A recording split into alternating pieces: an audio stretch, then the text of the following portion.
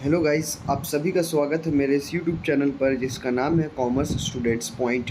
और मैं हूं आपका कॉमर्स वाले sir.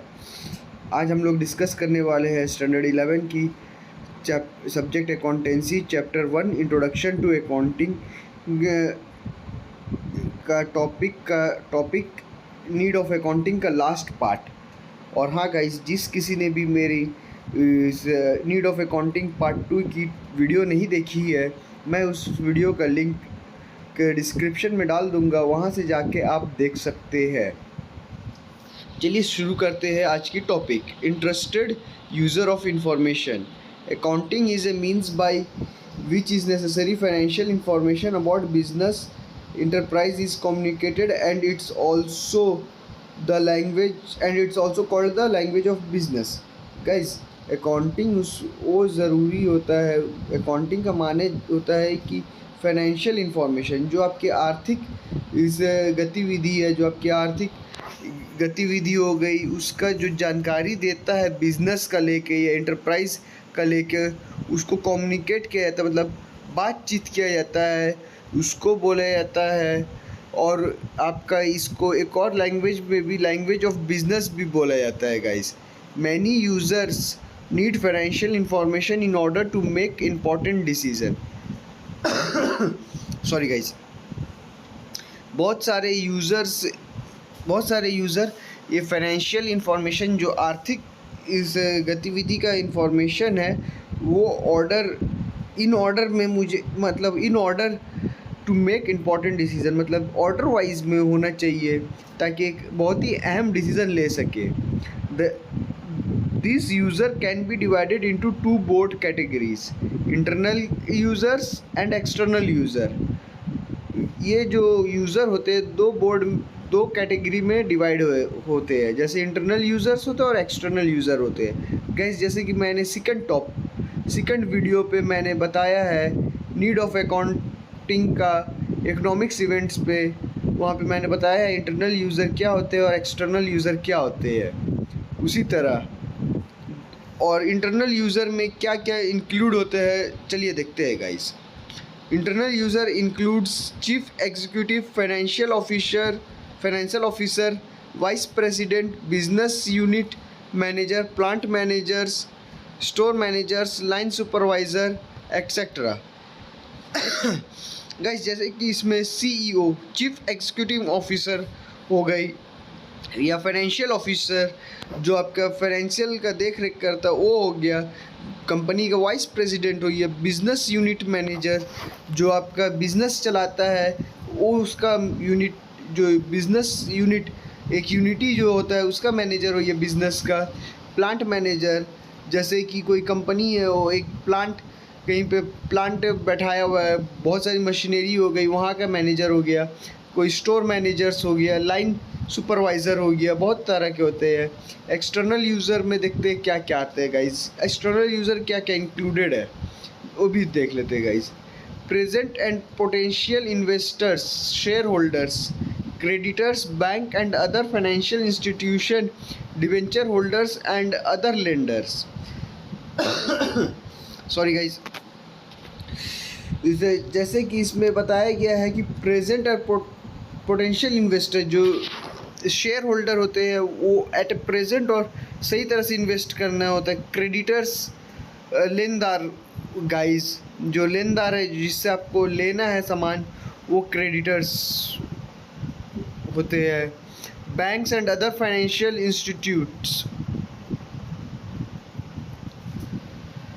Debenture holders and other lenders. Tax authority, regulatory agency, department of company affairs, registrar of company, security exchange board of India, labour union, trade association, stock exchange and customer etcetera.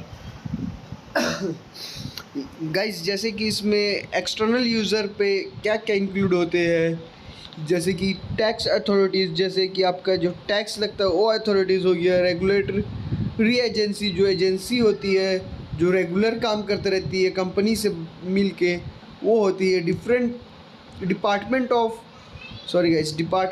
Company affair, मतलब जो जो affairs जो होते हैं company के, जो लेन then के लिए आपका ये बोला जाए, जो लेन देन के लिए आपका इसे एक ठो आपका प्रोवाइड किया जाता है, वो कंपनी अफेयर्स हो गया। रजिस्ट्रार्स ऑफ कंपनी, जैसे आप कोई कंपनी खोल रहे तो आप रजिस्टर करेंगे तो रजिस्ट्रार हो गया कंपनी का।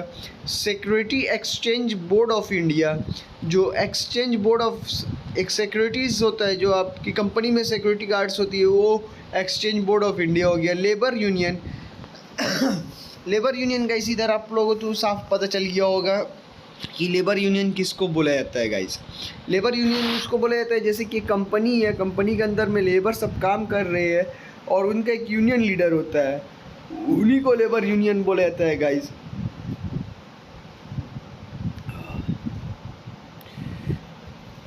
ट्रेड एसोसिएशन, जो ट्रेड होता है, जो लेन देन होता है, उसका एक एसोसिएट होता है। स्टॉक एक्सचेंज एंड कस्टमर, जो स्टॉक्स आता है, जो सामान आता है, उसको एक्सचेंज करना, मतलब कहाँ पर क्या भेजना है, कैसे करना है, कस्टमर से कैसे डीलिंग करना है, ये सब एक्सटर्नल यूज़र पे आता है guys. Since the primary function of accounting is to provide useful information of decision making. Guys, जैसे कि प्राइमरी फंक्शन होता है अकाउंटिंग का, जैसे कि पहले प्राइमरी फंक्शन में आपका, इससे पहले भी मैं टॉपिक में बता चुका हूँ क्या होता है, वो आप वहाँ पर जाके देख सकते हैं गाइस, प्राइमरी फंक्शन क्या होता है अकाउंटिंग के लिए। और वो बहुत ही अहम होता है, प्रोवाइड करता है यूज़फुल इंफॉर्मेशन, मतलब बहुत ही अहम जानकारी लेने के लिए और डिसीज़न लेने के लिए, निर्णय लेने के लिए guys. It is a means to an end, with the end begin the decision that it's helped by the ability of accounting information. Sorry guys, again guys, इसमें ये बताया गया है कि ये decision it is means to an end, ये ख़त्म होने पे होता है, और जैसे ख़त्म होता है तब डिसीज़न लिया जाता है। जैसे कि गाइज आप लोग कहीं कोई सामान लेने जा रहे हो, कोई दुकान पे, कोई शॉप पे, तो वहाँ पर आप लोग डिसाइड करते हो हाँ मुझे ये सामान लेना है, तो उसके बाद ना आप डिसीज़न लेते हो कि हाँ ये मेरे लिए